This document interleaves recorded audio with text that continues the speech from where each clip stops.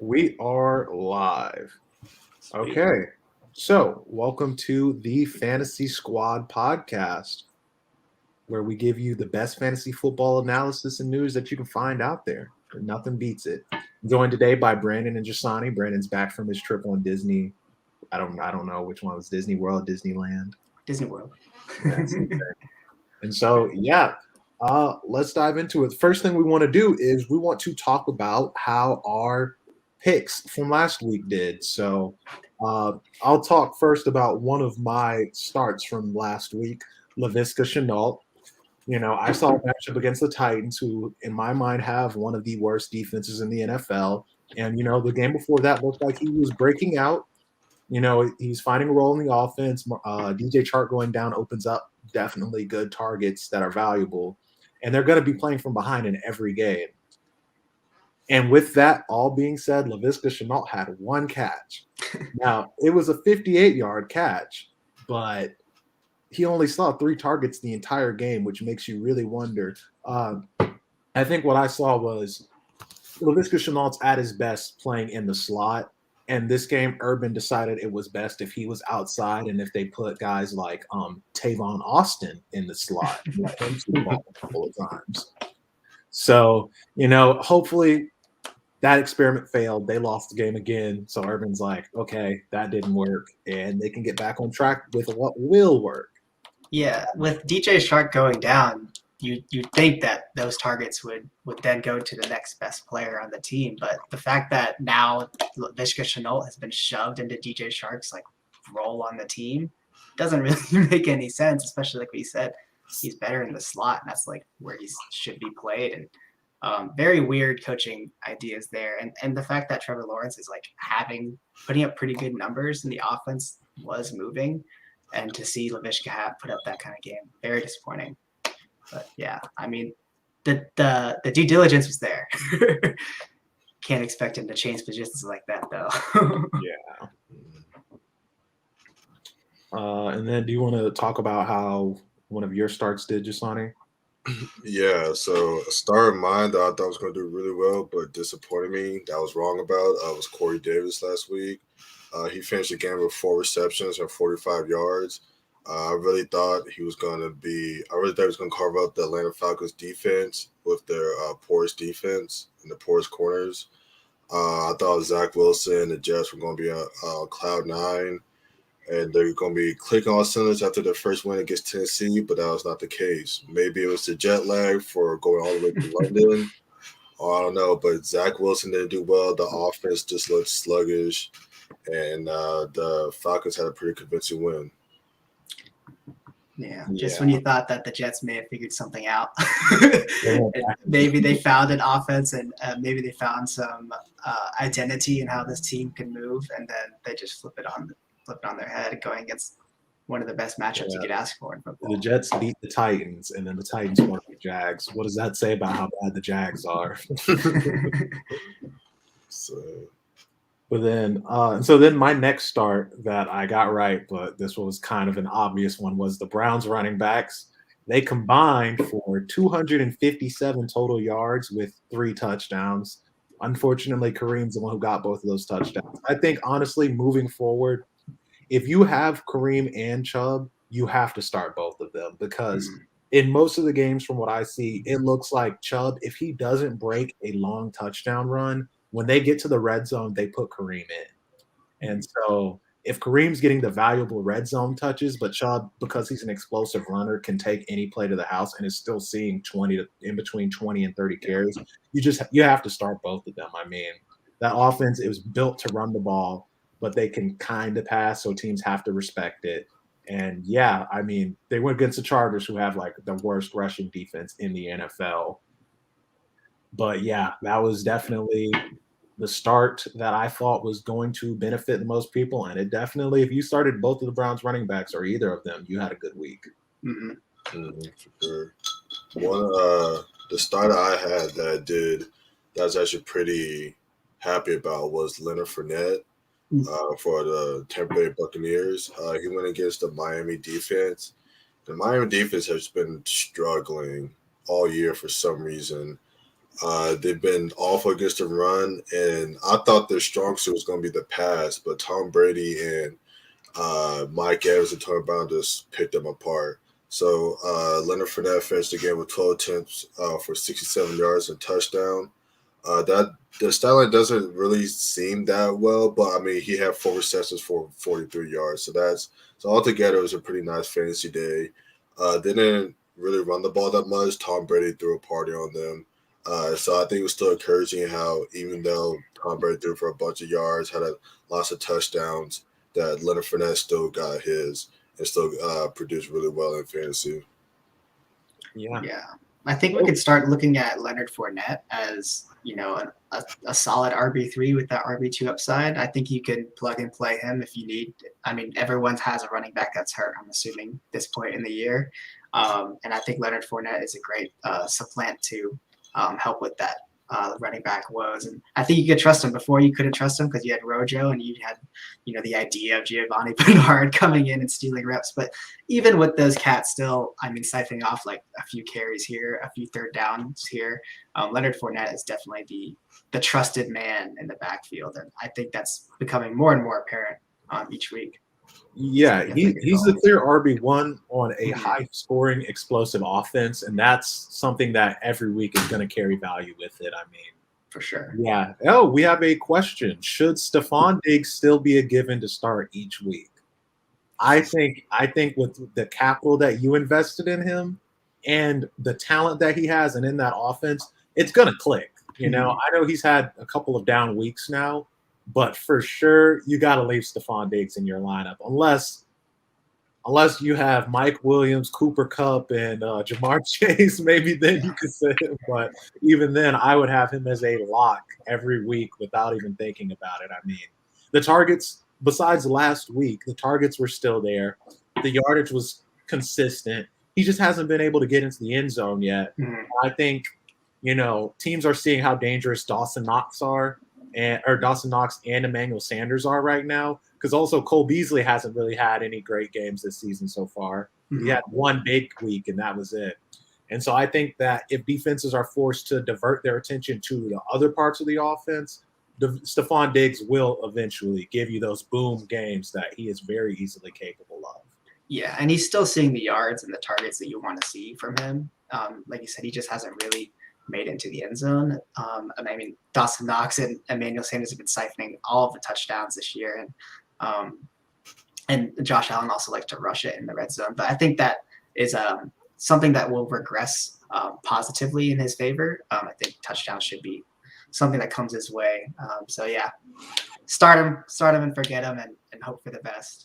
Yeah, I would say I do see his concern just because there's so many other pass catchers on the offense. Yeah, and Josh Allen is a scrambler by himself. And like last week against like the Chiefs defense that we know is really bad, like they've been awful. He only had 2 receptions for 69 yards, so that's a little concerning. But I still say yes, he is a plug and play every week. Josh Allen. And the offense is just so explosive that like he's going to go off one of these weeks, and you just don't want him to be on your bench when he does go off. I just think defenses, of course, are going to be focusing stuff on Diggs. They're going to make sure to take away Josh Allen's number 1 receiver. So that's when like Dawson Knox and Emmanuel Sanders, Devsting will cover. So yeah, of course they're going to get theirs, but Josh Allen and Stephon Diggs have a great relationship. So I definitely think they're going to get into the end zone very soon. They play against the Tennessee Titans that's pretty vulnerable on the back end. So I definitely think Stephon Diggs should be able to eat next week. Especially this week. I think you could really hope for a bounce back week in Diggs' favor because, the Titans is one of the best matchups you could ask for as a wide receiver. They kind of let everyone catch passes and deep passes on them. They're not really stopping anybody. So, I think Diggs is in line for a big bounce back for sure. Yeah, as a Titans fan, Diggs would be in my lineup, no hesitation. No hesitation. So then now I want to talk about some of our sits from last week. I'll talk about one that I was right about, and one that I was not right about. And so the first one would be Brandon Cooks. I just assumed, Bill Belichick going against, the Houston Texans and a rookie quarterback that, Bill was, looking his chops before that game. I mean, he does what he does to rookie quarterbacks. I mean, he made Justin Herbert last year's runaway rookie of the year. I think they beat them 45-0 almost. So, he always brings his A game whenever they play rookie quarterbacks. And Davis Mills went off for 300-plus yards and 3 touchdowns. And even with that, I was still right because Brandon Cooks somehow got only 5 targets and finished with 5 points this past week. If you would have told me Davis Mills was going to throw a party, I would have said Brandon Cooks would have had 45 points. He should be the only Texans player that is even rostered in fantasy football, I would say. So, let alone starting. If you're starting any of the Texans players, I'm sorry for how your lineup is. But yeah, that was one of my sits, and thankfully I hit on him. Yeah, so 2 of my sits that were out for injuries. I didn't know that at the time was Chris Carson and Kittle. They were both out with injuries, but one of the ones that I'm going to consider I still got right, even though his stats, even though the payout for fantasy was decent, was Josh Jacobs. I think he only got saved because he scored that 1 touchdown, but he only had 15 attempts for 48 yards. That's not very good for if he's your RB1. He was going against a tough Chicago defense. I give him that, but he was still one of my sits. And if you're having 15 points, which is obviously everybody will be happy with the run back getting 15 points, I think he was definitely saved by that 1 touchdown, and I don't think he's very reliable. Yeah, and then going into the sit that I called that I was completely wrong about was Baker Mayfield. He ended up having his best game of the season. Now, obviously, you can say it was primarily due to the fact that the Chargers let David Njoku run wild on them, which I don't think any other team will let happen. I mean, Odell Beckham still didn't have a great game. I don't think any of the other wide receivers still had that great of a game. Most of the production, I think Baker threw for 305 yards. Njoku had legitimately half of that and all the touchdowns, or 2 of the touchdowns at least. So, and it was a game too where their running game went off as well. I mean, you see then that Baker can potentially do good in some matchups, but he's not carrying that team to victory, and you shouldn't expect that kind of game from him moving forward. But I was wrong. Maybe he'll make me wrong the rest of the season.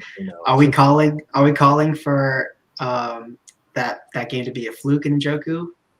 Or are we saying that is maybe a breakout game and possibly signs of maybe being the number 1 passing option in this offense? Because apparently it's not Odell, even though Jarvis Landry's gone. Odell sees 3 or 4 targets now.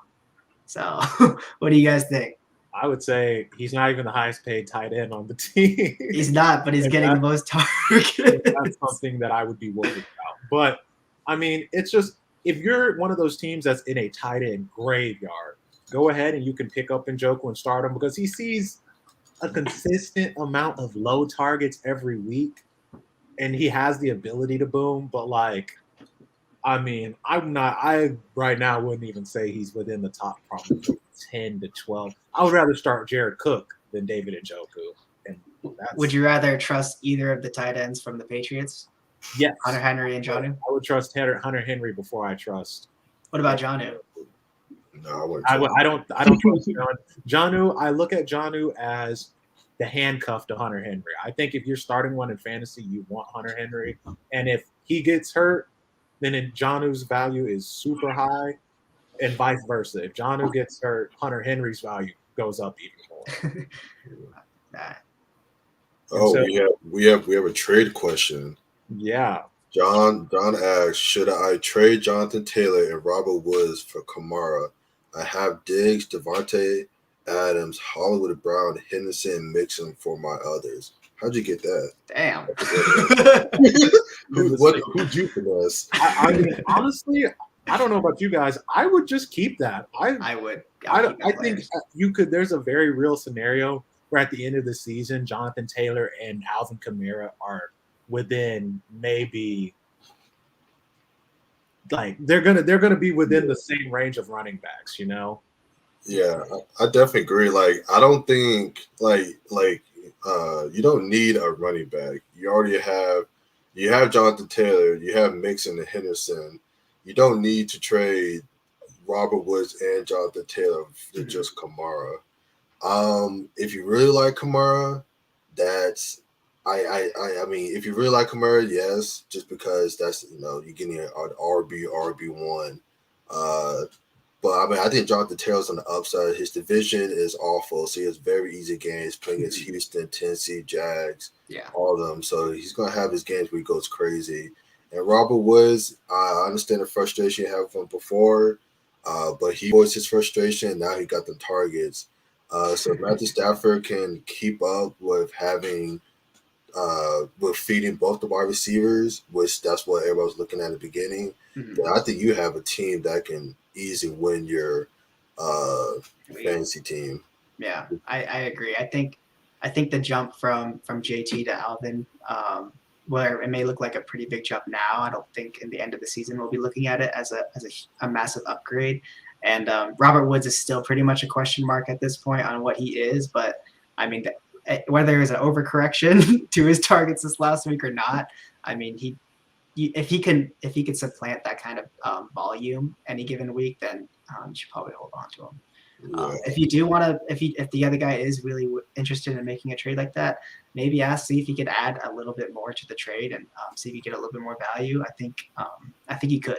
Yeah, it would be fair to expect, in my mind, to get another wide receiver that has the potential to come off your bench at least. I mean, exactly. Obviously, because I see where you're going for, because I'm assuming with those three wide receivers that you have, Robert Woods is Devontae Adams and Hollywood Brown. Yeah. Robert Woods is the last guy coming off. Yeah, for sure. Well, I would definitely say depth is very important because you don't know with injuries bye week. So I mean, I wouldn't just trade them all away just because you have a because you feel like you can get an upgrade. Yeah. I agree. And so then, and then do you have another sit, Jasani, that you got right? No, my other sit was Brandon Cooks, and the other two were Chris Carson, Kittle. They were both injured.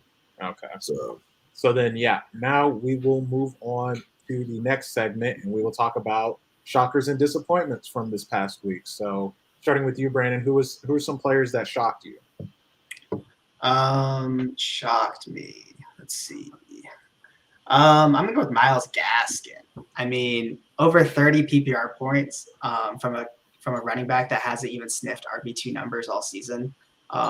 Definitely insane. And he did none of it on the ground. He pretty much did all of it through the air. He saw 10 targets and he caught 10 of those targets. So 10 for 10. Can you expect this on future games? Probably not at this level. But as a running back that sees volume like that in the PPR league, I mean, that's gold. So definitely a big shocker. I'm not sure what this means on the rest of this year. I think you could trust him as an RB2 with some massive upside as well. But definitely got to hamper your expectations on seeing a 10 target game like that. But he's my big shocker in the RBs this week. Yeah, I would say you're hoping the Dolphins. I would assume the Dolphins aren't going to be getting blown out every game that way. Jacoby Brissett is very prone to going checkdowns. Maybe Tua is as well. I think the Dolphins and everyone is expecting Tua to be back this week against Jacksonville. I would fire Gaskins back up again. I mean, there was definitely concerns with his usage, but last game he did only get 5 carries, but they only ran the ball 7 or 8 times. So that shows you that at least if they're going to run the ball, he'll get the carries. I'm glad the coaching staff decided to stop being stupid. I don't think he's going to get 10 targets every week, but we're talking about the Buccaneers rushing defense. If you start a running back against them, you're happy if they get double digits in any way, shape, or form. So 30, let alone, 30. Keep up being viable in the pass catching. I mean, you when you drafted Gaskins, you were just hoping his performance from last season was real and could carry over. And it's not for lack of him producing, it's for lack of touches. If he gets the touches moving forward, you can definitely trust that. Yeah. What about you, Jasani? Who is one of your shockers? One of my shockers for this week was Mark Andrews. He's been steady all season, but he absolutely exploded against the Colts. He finished the game with 11 receptions and 147 yards and 2 touchdowns. The Colts lost their safety in the top two corners, so Mark Andrews and Hollywood Brown just started feasting on them. And it had a second half comeback. So Lamar had to throw pretty much all game. There was stuff in the run. And I just didn't really think Mark Andrews had this type of game in him, just because I thought the Ravens was just a run first offense team. And he was the main just third down catcher to get to move the sticks, just for them to run again. But since the Colts were very adamant about taking away the run, they forced Lamar to throw it, and he obviously has a strong connection with Mark Andrews. He's loved Mark Andrews. So, yeah, he just went crazy that game, so that really shocks me. Yeah, no, I mean, all the jokes, Lamar's a running back, he can't throw. And this season, the Ravens' passing offense has been, I mean, we're talking about he had been on par with the greatest throwers of the football we've ever seen, you know? I mean, 440 yards, 4 touchdowns, 85% completion percentage. I mean, that is something you don't see. And I know the Ravens lost their 100-yard rushing game streak, but they kind of had to win that game. I bet you don't really care. I mean, I'm sure at first they were stung about it, but they're way more happy about that comeback. Oh, for sure. And to see Lamar be able to morph himself into a passer when the team really needs him, it was pretty cool to see. I mean, he almost had a perfect passing game in terms of attempts thrown and how many times he had a completion. Is really it was mind blowing for sure. It almost cost him the game with those fumbles though. He needs to take Yeah. The goal line fumble did almost cost him. It almost is kind of seeming to me if they can consistently have a passing offense that can do they don't have to be this good, obviously, but this season they've shown their passing offense. I mean, the one game their passing offense didn't click was the Detroit game, and that was because Hollywood Brown dropped about 3 touchdowns. And so the Ravens, if they can pass the ball with the way that they can run it, if they can pass the ball with the way Lamar can run it, they have the potential to literally beat any team in the NFL, I think. So that's definitely a development that needs to be discussed and thought about more moving forward. And so then, Brandon, do you have another shocker for the week that you want to talk about? Yeah, I'm going to bring up Kadarius Toney. I mean, a lot had to go in his way in terms of people ahead of him in the depth chart had to go down for this breakout to really occur, I feel like. Literally everyone went down, leaving him as the last man standing. And the Giants really responded to that and gave him everything. Every single play looked his way. He had 13 targets and he caught 10 of them. So his numbers and his stats were just outlandish. I think it does kind of show what the future of this offense might be looking like later in the year. I think Kadarius Toney has broken out, and I don't think this offense can really go back on that now. You know, they kind of unleashed the genie. They can't put the genie back in the bottle now. They have to use Kadarius Toney. He's going to command targets now. We don't know what's going on with Sterling Shepard, Slayton, or Galladay at this point. We don't know what their timetables are really looking like. And if they come back, how will they be used? And where will Kadarius Toney sit in the depth chart? That remains to be seen. But I think Kadarius Toney is a superstar in the making. And he's definitely one of my biggest shockers of the week. Yeah, no, I would say it's kind of dumb to draft the guy who will be your wide receiver 5 in the first round. So, if you're gonna, obviously, the talent is there. Maybe he knew competition and he produced. Yeah, and we're talking about if he didn't throw a punch, he missed the last 2 drives. He might have had a 200-yard game, and I think Devontae Adams just had a 200-yard game, maybe, and that was the first one of the season. I'm pretty sure. Before that, I think the high was probably Deebo Samuel's 184, 189 from week 1.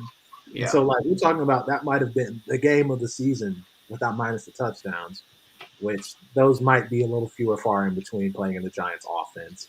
But, hey, if he sees the touches, he just showed he can produce as long as he sees the touches. And you could even say that, the game before that Saints game was his first breakout game because he even had a solid game then, and that showed This guy has legit talent. Yeah. He's not just a head case who wants the ball because he thinks he's better than he is. He can actually play. And so, yeah. Then going into who's another shocker for you, Jasani? Another shocker I had was Robert Woods. Obviously, before I had a lot of issues with Robert Woods. Talked a lot about how he was my sit of the week and things like that. He was just my shocker just because I thought he was just phased out of offense. I thought the offense ran through Cooper Kupp. But Sean McVay said Woods is too good for him to not to see any touches and need to run the offense more through him. And they made a statement with that against the Seahawks defense. The Seahawks defense is pretty bad. They're very porous. They're very susceptible against the pass. And so Matthew Stafford was looking for number 2 all game. He finished the game with 12 receptions for 150 yards. Didn't get in the end zone, but he still had a great day for all fantasy owners. Yeah, no, I agree. The only problem is I'm not sure if this is like a trend or if this is just a blip, just because he started bucking a little bit about the targets he wasn't getting.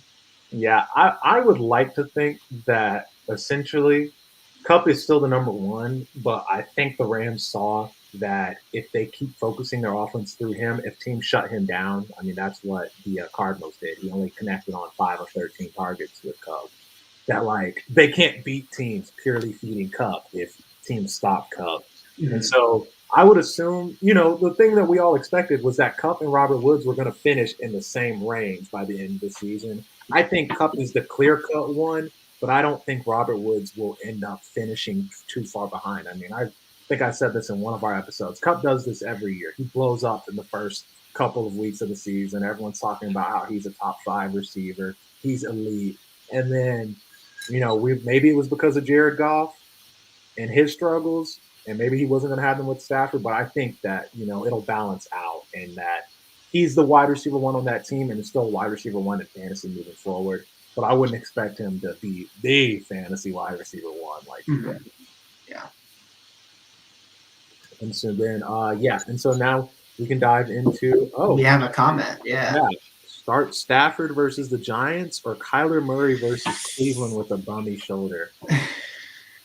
That Cleveland, I mean, the Cleveland defense just showed us the Dr. Jekyll and Mr. Hyde performance. The week before that, they made Kirk Cousins, who was playing as, according to stats, the best quarterback in football just about. And they put up 7 points, and that was all they could do. But this past week, Justin Herbert just destroyed them. What is the Browns defense? It should be good, right? I would say last week they didn't have Denzel Ward or Jadeveon Clowney. So Denzel Ward is easily the best corner, and Michael was absolutely destroyed the other corner.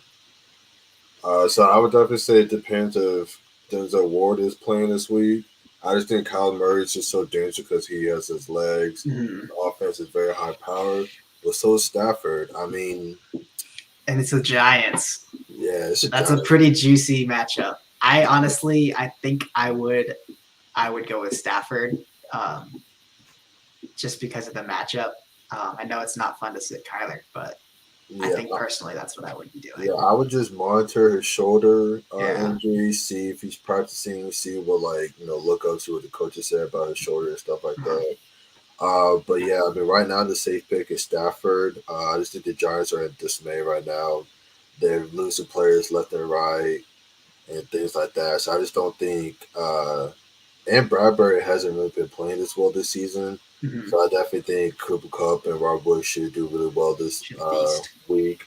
So I would say Stafford if Kyle Murray's shoulder injury turns out to be more serious than it really is. But if it's like just a little tweak, I would personally go with Kyle just because he's so dangerous with his legs and his offense. The whole offense is at his disposal.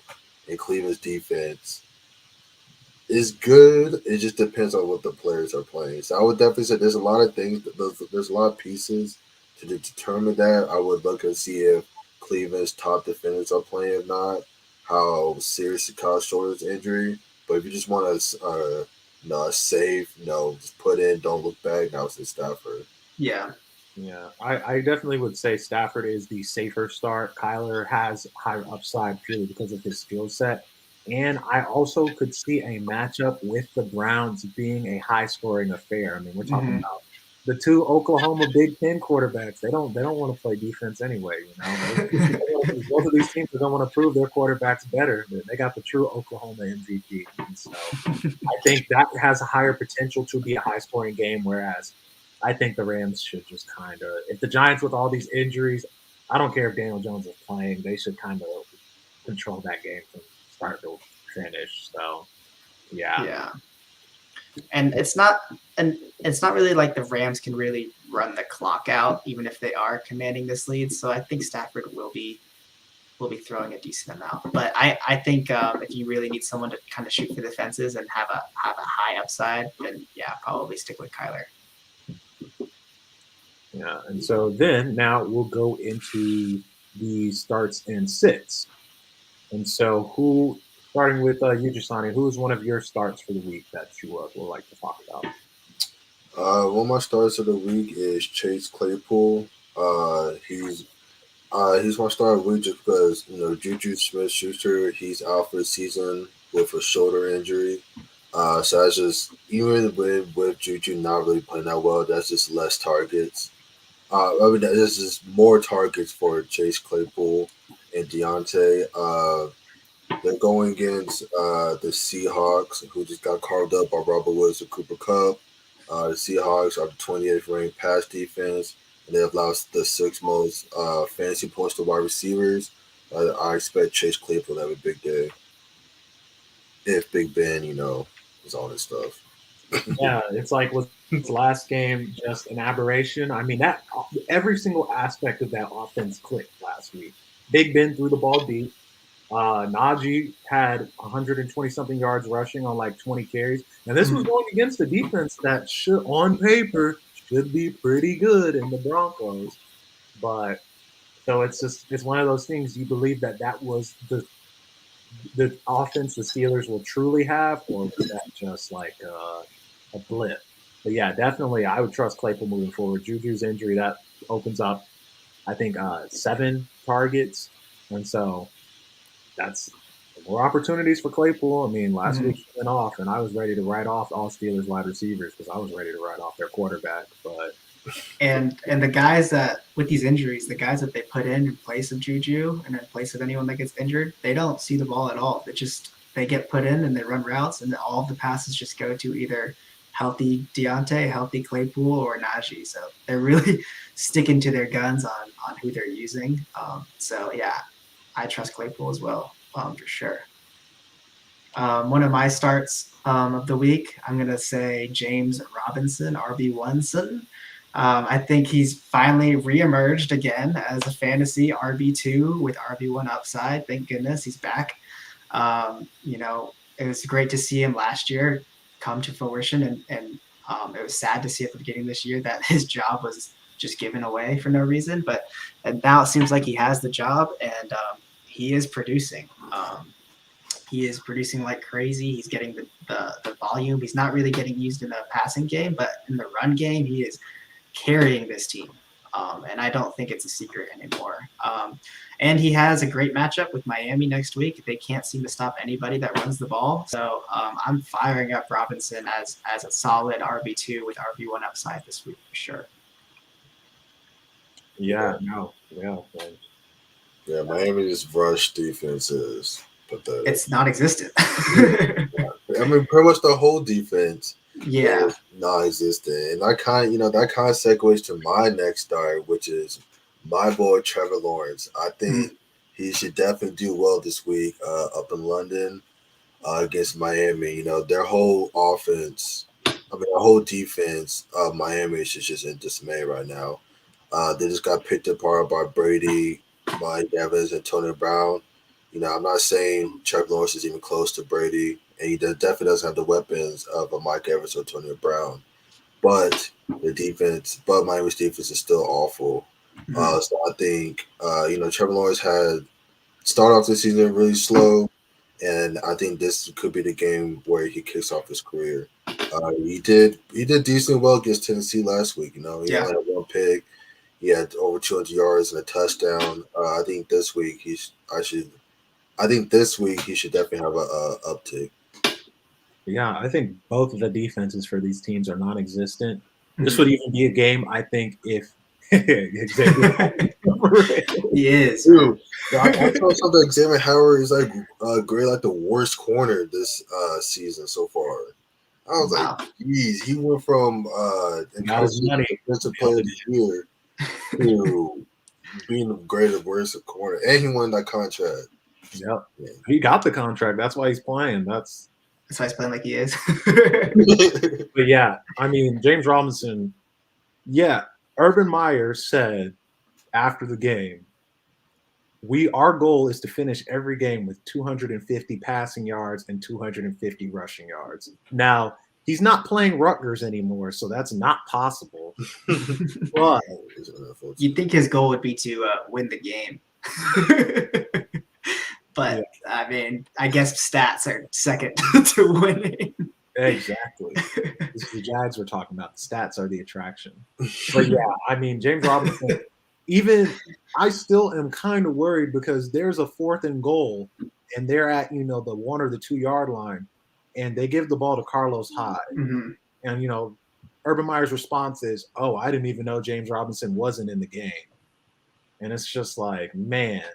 But as long as he's getting the ball, you literally the only thing holding James Robinson's not being held back by this trash team. Mm-hmm. They're like the fact that they're losing in almost every game. The only thing that can hold James Robinson back is Urban Meyer.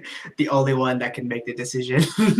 And I think also every week Trevor Lawrence has looked better and better. I think the growth has been obvious. You see why he was the number 1 overall pick. I mean, he's playing definitely better than Zach Wilson in my mind. And 100%. And I think Zach Wilson, they have a better offense around him besides the running back core. And so you're seeing why Trevor Lawrence was considered a generational prospect. He needs a little bit more help. They could use an alpha dog wide receiver 1, but I think that he definitely has spots where you can stream him easily, and this could be one of them. Yeah, he's definitely improving despite everything's going on with Urban. He has all the talent in the world. There's some throws that Trevor throws. I'm just like, geez, that's too good. That's number 1 pick right there. Yeah, and he still has those rookie mistakes as to be seen. But every single week we've seen the improvement in his passing game. I agree. Urban was the wrong hire. He's really shown us nothing but. He's treating us like a college team, man. You can't be talking to grown men.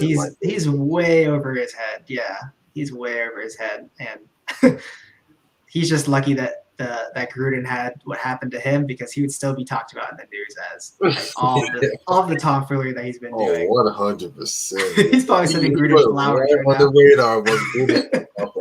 Maybe people forget about how bad I am. People forget I had to go do some on my lap, bro. That's an NFL head coach.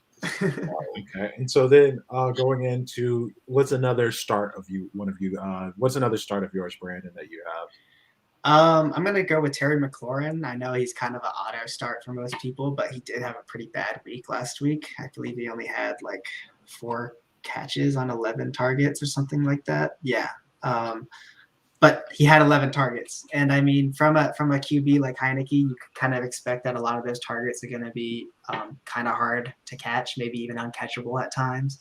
But I'm expecting a massive bounce back this week, especially going against KC. They have one of the worst secondaries in the league as well. And they're going to put up points. They're going to put up points. I mean, they've been struggling against these teams, so they probably want to make a statement.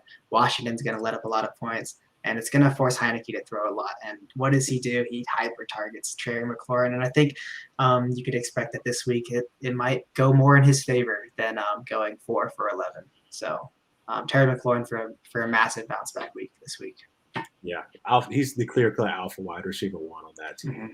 I think, did Curtis Samuel get hurt again? I think he re-aggravated his groin injury. Yeah, right? Yeah, he's probably might need surgery at this point, because it's the same injury that keeps getting re-aggravated, and that's over a year now. And the therapy just isn't there. So they're probably going to have to figure out like a surgery or something to actually repair the muscle and the tendon. So And we'll see how that goes. and Deomi Brown, who was filling in as the wide receiver too, he was playing over 90% of the snaps while Curtis Samuel was hurt, and he didn't do anything while he was playing. So I would say that the only other options from his offense that need to be started are Antonio Gibson, and maybe if you are desperate, you're starting J.D. McKissick and not Logan Thomas, Ricky Seals-Jones.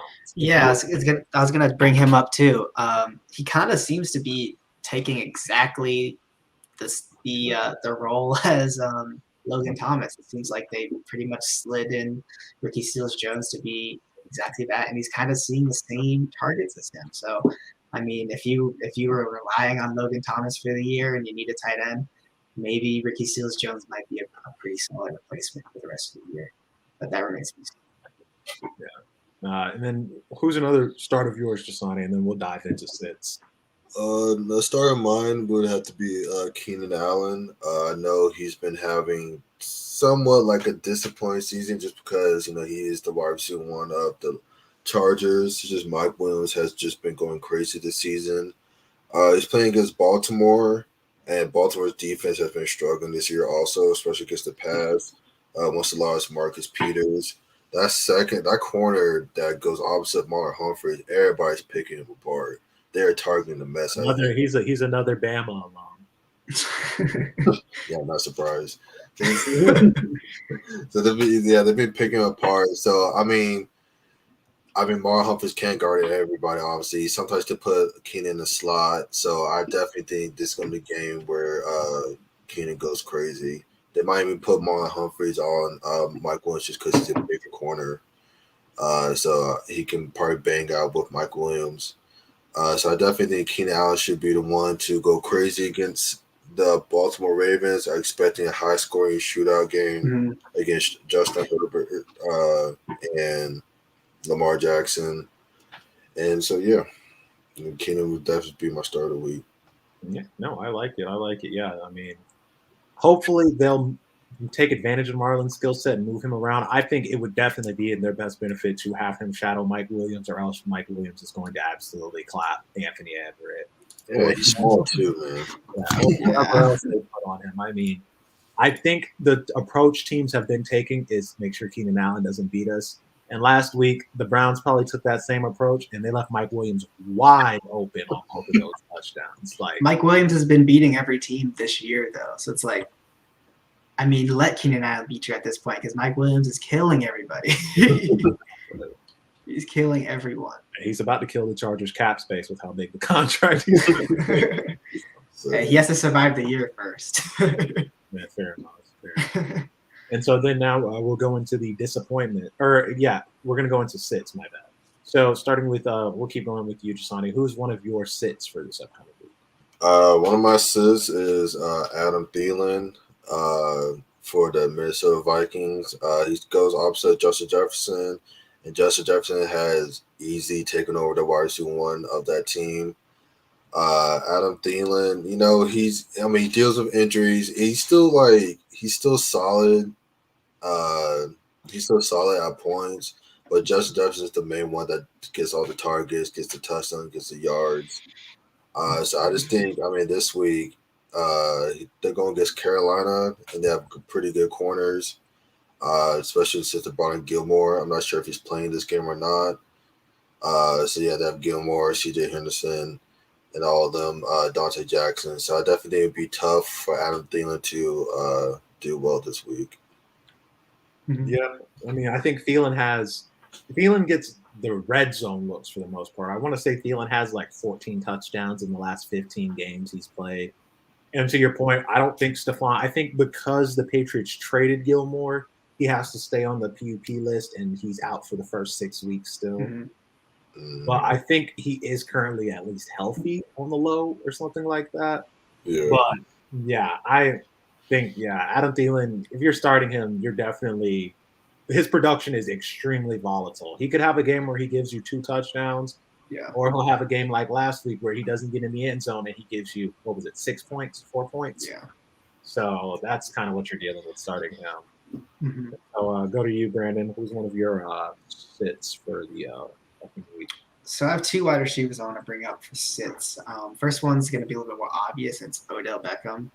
We kind of mentioned this game earlier today, but in a game where the Browns offense kind of goes nuclear, both passing and rushing, you would expect that Odell, like the only big name that on the team that's a receiving option. Like, I don't really think anyone else on that team really has a bigger name than Odell and should command as much targets as Odell. Yet Odell saw like 3 targets last week, and this is a game where Baker had a great game, so you expect Odell to be used in those games, and he really isn't, and he hasn't really been used at all since he's been healthy, and I just don't really see that changing. I don't when Baker has to throw and the going gets tough, he's not looking at Odell and he's not throwing it to Odell, which is kind of what you're expecting when you pick Odell. You kind of hope that he's the only man there to catch passes. He should get at least 10 targets, 9 targets, even 7 targets, but he's not even getting that. So I'm willing to sit Odell until we see something different. I don't really think he should be touching your lineup at all.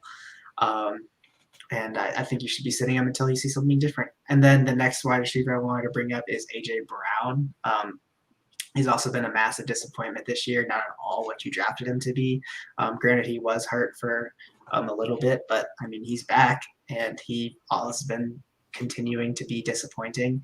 And then on top of that, he has a pretty nasty Bills matchup this coming up this week. So not a matchup I really want to target or exploit at all. So I'm very comfortable sitting AJ Brown.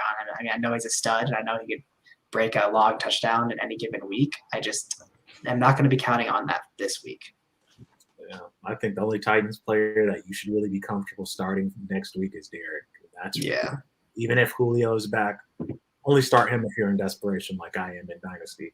And, Dynasty's different.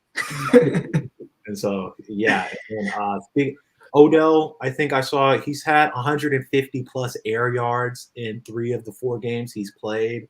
So you hope that if things click, but like they haven't yet. I think if you have Odell on your roster, you are high key hoping that he gets traded from the Browns at this point.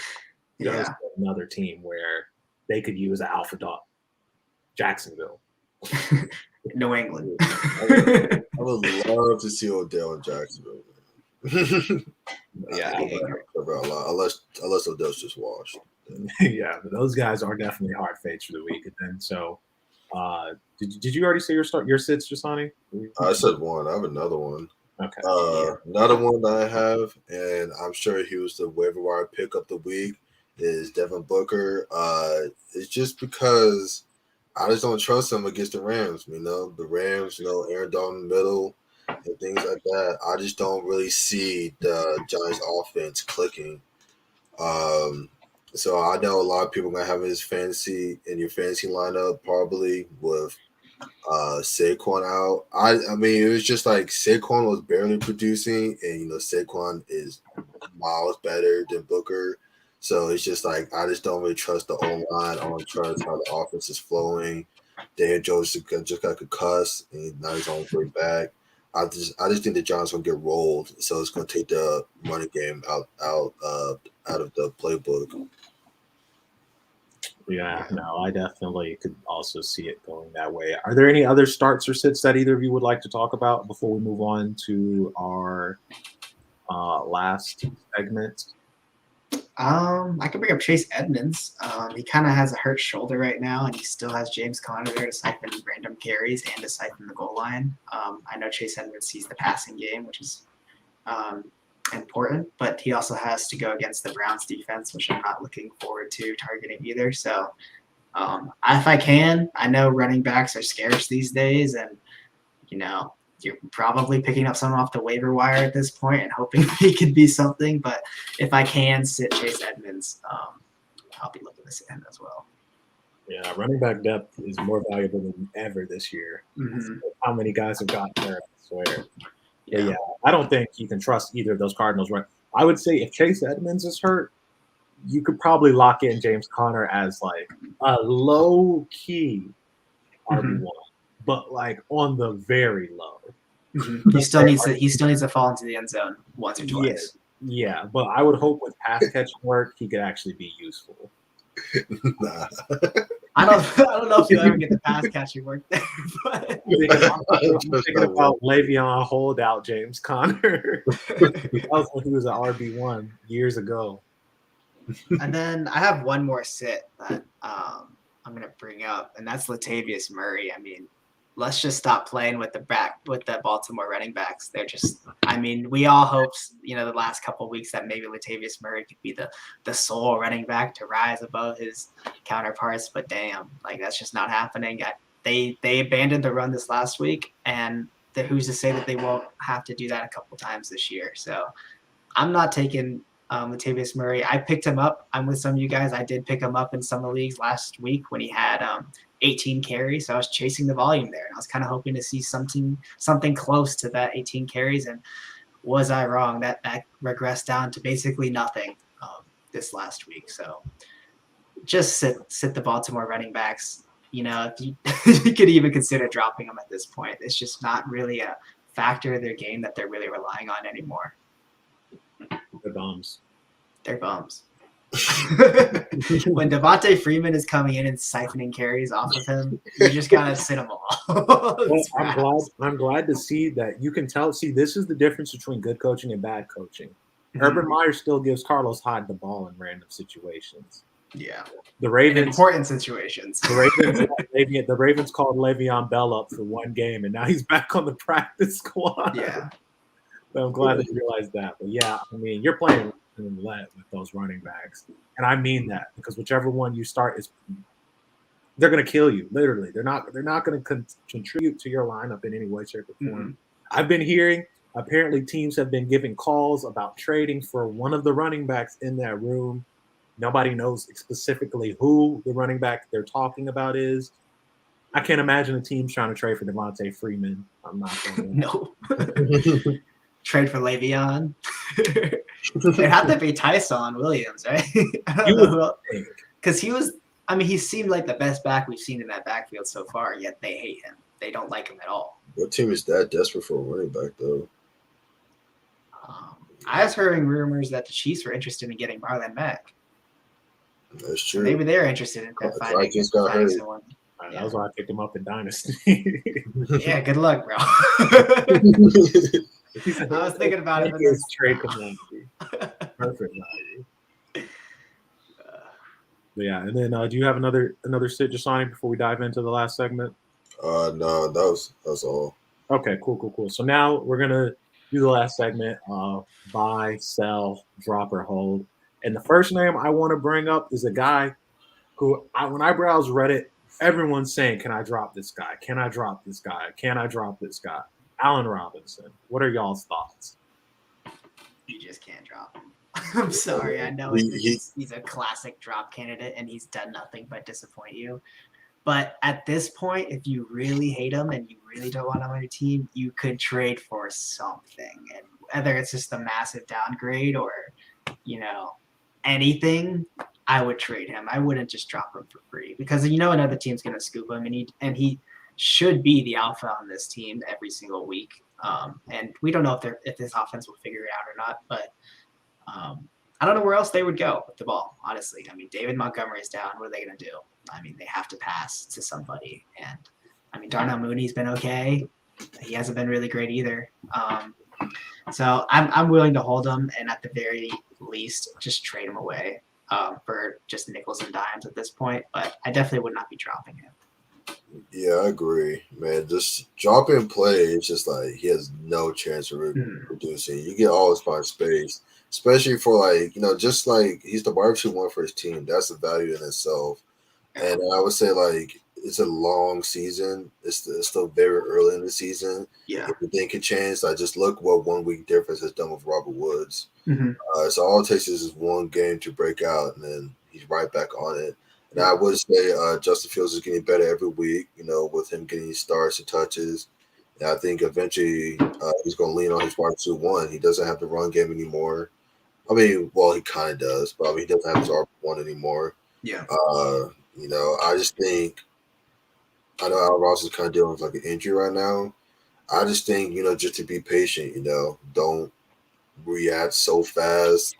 I'd be like Brandon said, like if you can trade him for anything, then yeah, sure. If you want to free up roster space, but I would not drop the wide receiver 114 for anybody really. And there's not really much you can find out there that would be a good replacement that you'd be trusting more and have even like a higher hope for. So you might as well just hold on to the Robinson ticket. You drafted him early. You're in for the ride. We're talking about a guy who, before the season, we all literally considered him quarterback proof. Mm-hmm. We're talking about he produced with Nick Foles, Mitch Trubisky. I mean, did he start? He started off the season kind of producing with Andy, right? He was still very disappointing, but not like terrible. Yeah. And so, and we're talking about a guy who was a wide receiver one with bum with literally guys who are backups now. Mm-hmm. And so there's a potential that Justin Fields is the best quarterback he's ever played with since he's been in Chicago. And so last game, I want to say they ran the ball a lot because I want to say Damian Williams and Khalil Herbert both got over like 15 carries. Yeah, they did. So they did that because they didn't have to. I would assume that if the Bears find themselves down and Justin Fields has to air the ball out, Allen Robinson will eventually do something, I hope. Yeah, I really thought I was really high on Allen Robinson for the season just because, it's his contract year. I mean, he is franchise tag, so I know he was looking to get another payday. So I thought he was going to have all the motivation in the world. And just for some reason, it's just not clicking. Nice. Some team might try to pay him for the low. Maybe he ends up back in Jacksonville. I forgot he's on Jacksonville. I think he hates Jacksonville, man. And so then going to the next name, Hunter Henry. He's kind of separating himself as a tight end one in that offense. Is this factor or is it a fiction? Is it a fluke? Is he fool's gold? Or would you trust him moving forward? How do you feel? I would say if you're in desperate need of a tight end, he's definitely one of the candidates that I think he still does have a very high value where you have to trade a lot of pieces to get him, and he will produce solid for you. It's just kind of hard to really trust the Patriots offense week to week, With your quarterback, not many weapons like that. Really, the wide receiver one's Jacoby, and that should be saying a lot.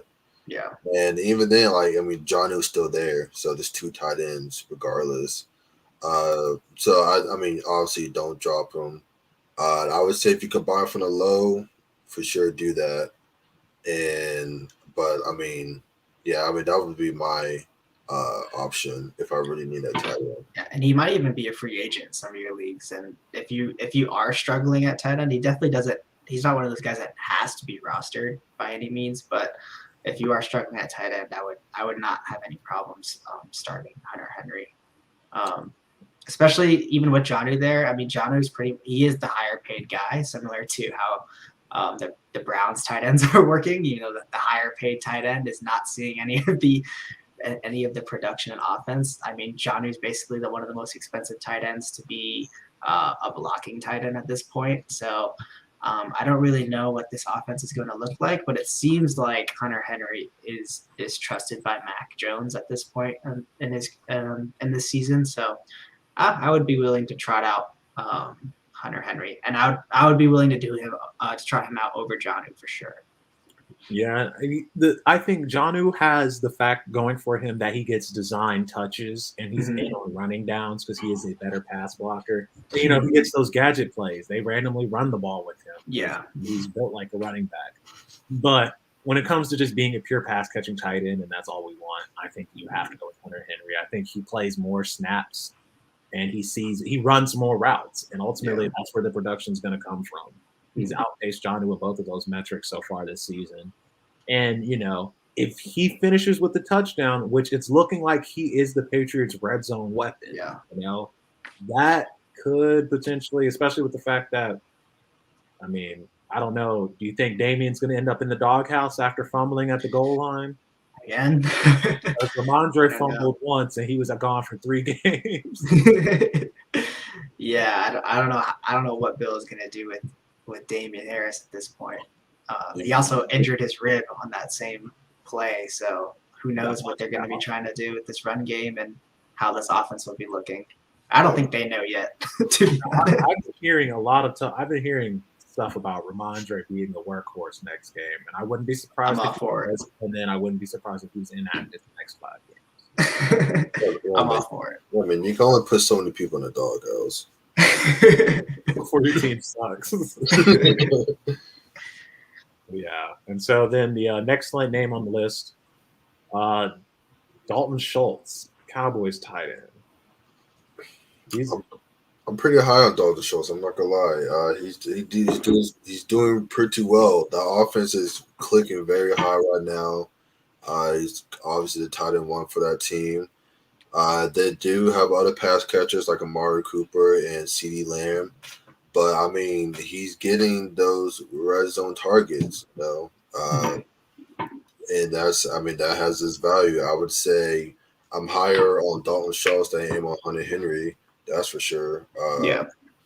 He might even still be a waiver, so I would definitely pick him up if he is, and if not, then I would trade for him for the low. If you have him, I will hold on to him because I think he's just only going to get better. And he's not, he's only there for pass catching. He's not run blocking tight end at all. Yeah. So, I mean, it's just like there's just a lot of mouths to feed. Zeke, there's Tony Pollard, there's Amari, there's CD, Michael Gallup is coming back.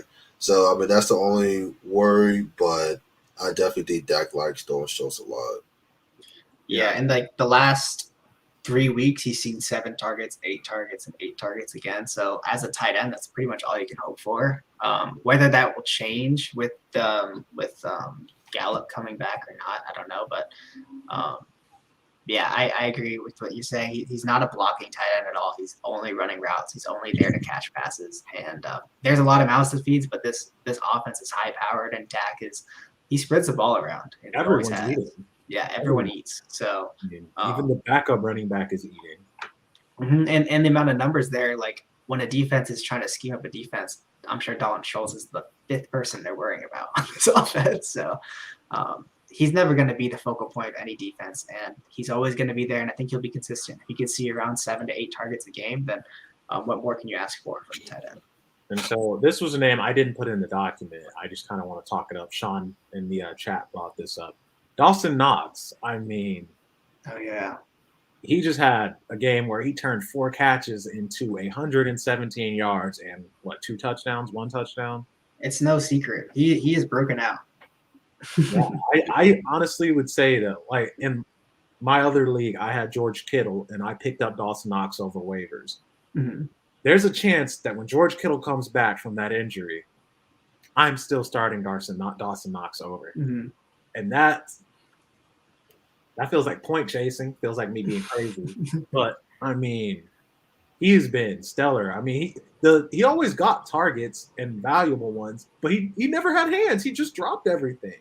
I can't tell you how many times I saw Josh Allen dump the ball and it bounced off his face mask. And this year, his hands are here, and he's catching everything. Yeah, he's securing touchdowns too, which is insane. And even last year, not last year, even like with those games where like he was dropping it, and then in the next play you see him make some crazy acrobatic catch. It's like, okay, so you can catch the hard ones, but not the easy ones. But now he's catching them all. So I mean, I'm very high on Dawson Knox also. Yeah. I would say before this week, yes, he was a sleeper, but I don't think he's a sleeper anymore. Everybody's on the Dawson Knox train. Yeah.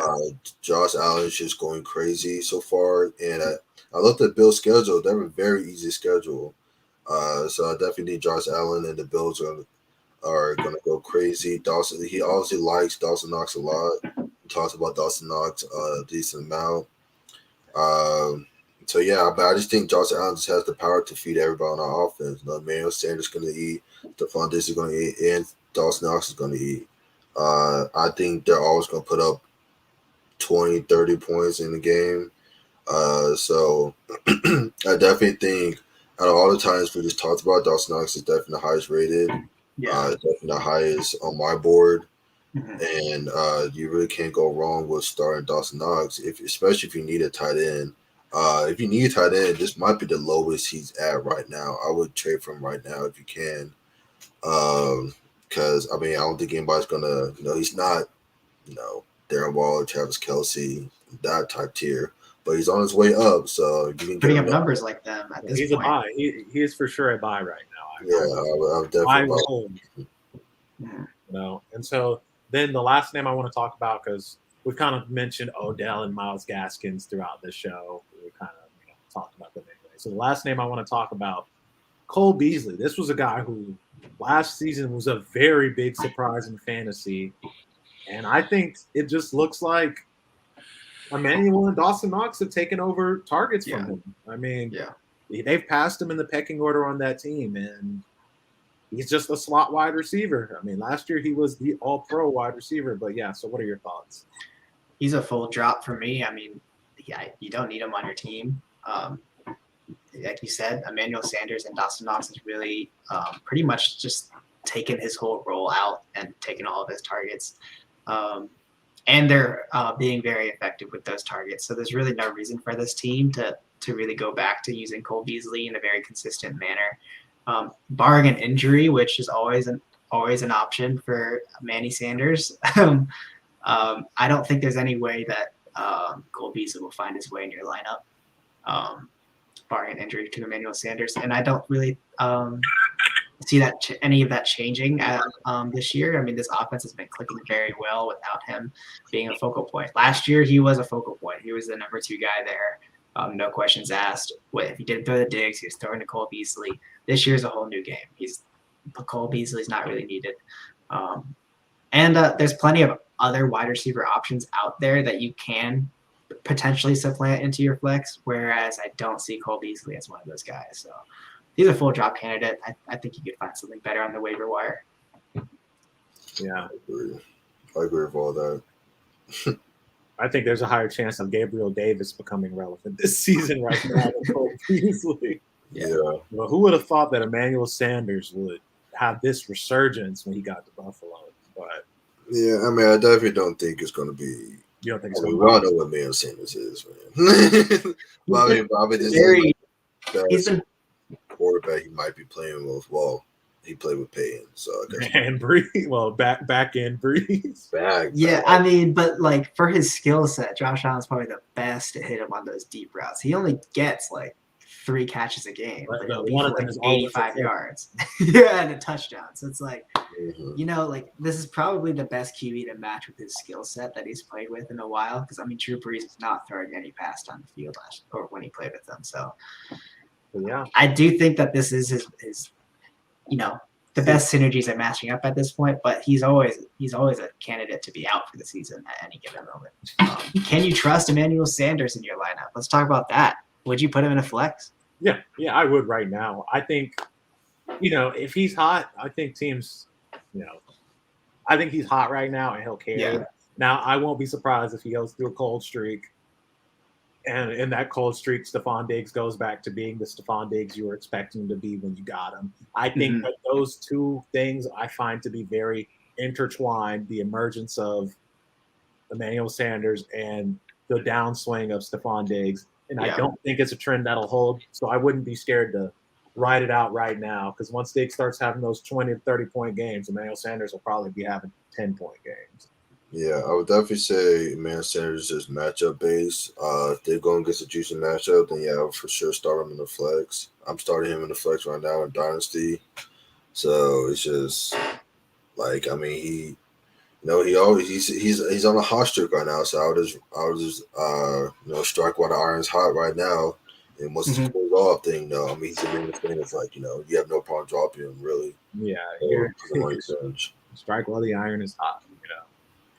But yeah. Okay, so that is the last thing of the show.